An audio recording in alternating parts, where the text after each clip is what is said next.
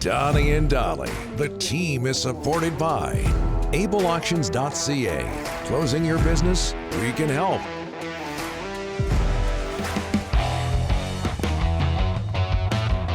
It is Wednesday, and all of our guests today are brought to you by our title sponsor, Able Auctions, ableauctions.ca. Delaney's OK Tire and Langley inbox. Just before we get to Jeff Patterson, Brian and Asoyas, I love what Tocchet said about perimeter play and not enough net presence. Shots on goal are great, but net presence needs to be more aggressive. The words of Brian and Asoyas. And you saw some of their goals last night.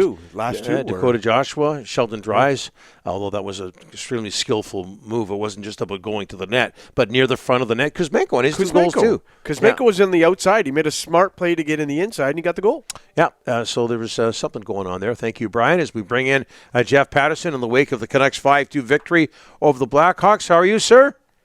I'm good, Donnie, and I just want to pick up on the theory you floated in the first segment about Rick Tocchet and the noise and the crowd at Rogers Arena. And you're right, it's the first time I've heard anybody say it was loud in there. But think about this for a second. Where did he last coach? Arizona. Yeah. Good point. And honestly, the last time he was behind an NHL bench was in the bubble. So, like, his baseline of what it's loud and crowd reaction, it's probably louder in your staff meetings before the show than it is in home games in Arizona, at least up until they moved into the mullet this year. But honestly, like, he's been away from the game, and I would just think that, what does he have to judge it on? His most recent experience coaching in Arizona. So, yeah, it probably sounded loud to him. Yeah, but he must remember the city, the building that he broke into the NHL with. He started out in Philadelphia, one of the louder buildings in the National Hockey League, way back when. What stood out for you last night, Rick Tocchet's debut, Jeff? Yeah, depth scoring. The fact that Dakota Joshua was engaged physically, and he has to be. And I do wonder if this is a guy that can get the new coach bump. He's been way too quiet. He'd gone 19 games without a goal. The last time he scored twice and got in a fight in San Jose. So I don't know that he has to fight every time to produce offense, but there seems to be cause and effect of him getting involved physically, and I want to see more of it, because actually I thought he was pretty good against the Oilers the other night as well in Bruce's final game. He's big. He's got to play with a little bit of snarl, and I think good things will happen. And he didn't start the night playing with Horvat and Besser, but then Will Lockwood got injured, and so they were forced to sort of move some guys around, and Joshua benefited from it. Look, Sheldon Dries has 6 goals in 28 games. Yeah. I know that he's been in and out of the lineup and up and down, but 6 goals in 28 games, I mean, that's a third of the season. I think that's a 15 to 20 goal pace if he played every night. So this is a guy that's doing all he can to prove that he belongs in the National Hockey League, and it was nice to see him. Did he bump Mrazek? I suppose. It didn't look like he necessarily wanted to fight, and then at the end, he ended up getting the better of Connor Murphy. So what stood out for me, I suppose, the fact that depth scorers stepped up. The shot clock was undeniable, not only 48 to 8 or to 14. How about 38 to 5 at even strength? 44 minutes of even strength time. The Blackhawks mounted 5 shots on goal. Their best scorer, their leading scorer, Max Domi, checks out for 17 minutes. Like, he's in on the tank, clearly. They almost execute, but it's a 2-all tie into the third period. They made the Canucks sweat. One other thing that jumped out at me was Rick Tocchet at home, first game, tried to play the matchup game. He had Horvat and Miller's line out, and that freed up Elias Patterson basically to go against the third line of the Blackhawks. And what happened there? A couple of even strength goals. They were on the ice for the Sam Lafferty goal, but that was a stinker. So I won't hold that against the players, but I do think that Tocchet tried to work the matchup game to free up Elias Patterson. It worked. Now, out on the road tonight in Seattle, tougher test, obviously, better team, more depth. I'm curious to see sort of tactically what he can do, but I just think it's tough to gauge an awful lot out of a game where you outshoot your opponent 48 to 14, and ultimately they turn around. Like, I don't even know if Tocchet will have time to review tape because they're playing again tonight. So best thing for him is he got a win. I think everybody can sort of exhale a little bit and just know that there are better teams out there than the Blackhawks, and they're going to see one of them tonight. The Canucks are on pace, Jeff, I don't know if you've seen this, to have 5 70-point players for the first time in 28 years. I mean, this team can score. There's no question about the goal scoring. It's the other end. They got to cut down that goals against. Is Dakota Joshua one of those guys now, Rick? Yes, he is. No, he's not. I'm joking. Making you math on the fly. I know. Yeah, look, goal scoring was never. They could score. They could score. We know that, but they've got to crack down defensively. And again, that's why I can't draw any sort of broad brush conclusions off what they did against Chicago, other than that it was probably closer than it had to be. You talked about the power play. Game should have been over in the first period, but the power play has gone cold, and that's something that the Canucks have to monitor here. And they're sort of middle of the pack with the power play. And in fact, Elias Paterson doesn't have a power play goal. Still mind-boggling stuff. But you asked me about defensively. Let's see. I mean, Adam Foote and Sergei Gonchar certainly have the credentials, and penalty kill has been such a massive issue for this team all season long. Hey, one night, bad opponent, but they went 3 for 3 on the penalty kill, and Horvat scores into an empty net, goes into the books as a shorthanded goal as well. So baby steps in the right direction there. And the fact that they used guys like Studnicka and Joshua and Lockwood before he got injured, that's what Rick Tocchet said he wanted to do. Let's see if he can do that over the long haul here. Will they continue to inject some of these guys and see if they can become penalty killers? Because if he doesn't want to lean on his top-end guys, then he is going to have to find somebody out there. I mean, first of all, cut down on the penalties. That's the easiest way not to get scored on the power play, but penalties are going to happen.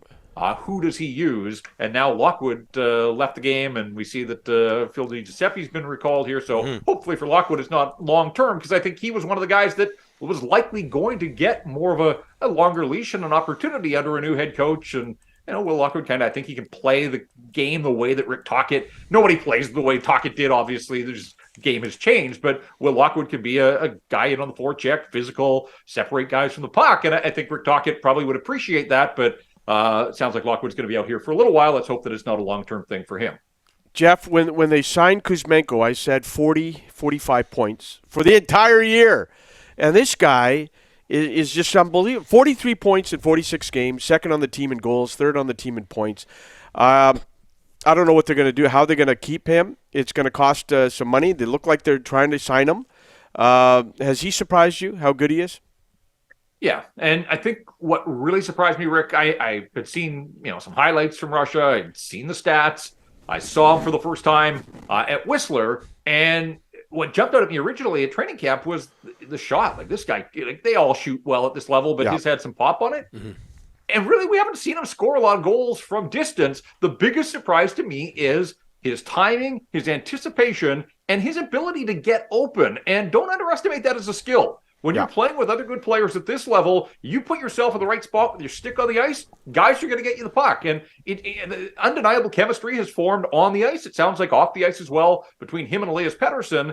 And that just complicates matters greatly, because what is the vision that this organization is going to sell to Elias Patterson long term? And if they move off Kuzmenko, who's Patterson going to play with? Like, they need somebody. So I get the idea of shopping him. If you can dangle him, if somebody's willing to pay you a first rounder in a deep draft like this one, I think you'd have to listen long and hard. But at the same time, you've got Elias Patterson. You've got to convince this guy that this is the place for him long term. Yep. And how do you do that if you move away all of the pieces and guys that he likes playing with and guys that he has chemistry with? But yeah, for me, it's Kuzmenko, whether on the power play, last night at even strength, like that second goal, Patterson makes a great play to cut back to create some ice. Yep. And at the same moment, Kuzmenko's reading that, gets to the inside of Jake McCabe, puck arrives on his stick, and boom, it's in. So, and the first goal of the hands, tight, and pulls it back and roofs it. I mean, a ton of skill. He's been a ton of fun. The reaction, the celebration.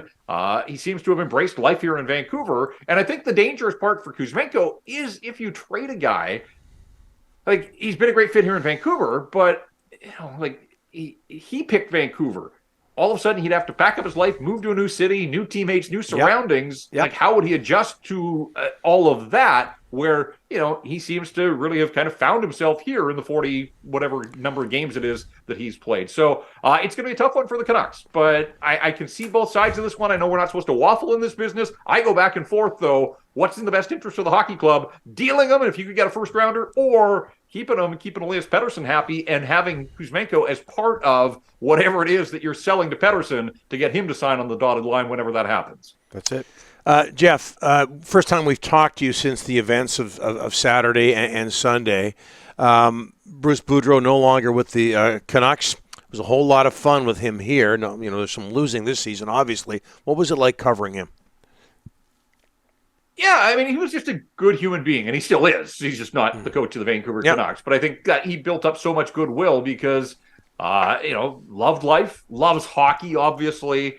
One of my favorite memories of Boudreau, and I'm not a big wrestling guy, but I will admit that I've watched the odd, wrestling on television. I know enough of the characters over the years, but I would love the fact that Boudreau would do his daily media thing, and the minute it broke down, he'd step off the podium, and guys would, hey, did you watch Raw last night? Did you watch SmackDown? Who's going to win WrestleMania? And his eyes would light up, and already this gregarious personality, and he would want to get into wrestling discussions with the media. That was not a fake part of Bruce Boudreau. We saw Kevin Owens on the set of the draft in Montreal. He absolutely loves his professional wrestling, didn't try to hide that at all. And I just think he treated people well. And you do that, and you're going to get it back in response, except from the management of the team that employs you. Which, again, to hear Jim Rutherford call him a friend twice in consecutive press conferences, that just kind of felt like that one rang hollow, just the way that they had dragged him for so long. And, I don't know if he's going to get another opportunity. I think that was part of the sadness for him at the end, was at 68 years of age, recognizing that this is what he loves to do. I'm not saying he won't get another job in hockey. He's got standing offers to do television, and it wouldn't shock me. I mean, the guy gets the best out. Look at all the offensive numbers from all these players. I could see somebody bringing him in as an assistant coach to run a bench, but I just don't know at this stage of his career if there's one more act for him as a head coach. But I'm telling you, I hope there is, because that scene at Rogers Arena, if Bruce Boudreau ever comes back as an opposing head coach, what a night. That would be, the fans here would have his back in a big, big way. So I've got my fingers crossed that there's one more chance for Bruce somewhere, a team that, is reeling and just feels that he can do what he did when he came in here, and that is build them back up with his positivity. And it worked. Unfortunately, didn't work long enough, I'm sure, in his eyes. The building would be definitely loud that night. Jeff, thanks for this. Appreciate it. Talk to you next Wednesday. All right, guys. Thank you.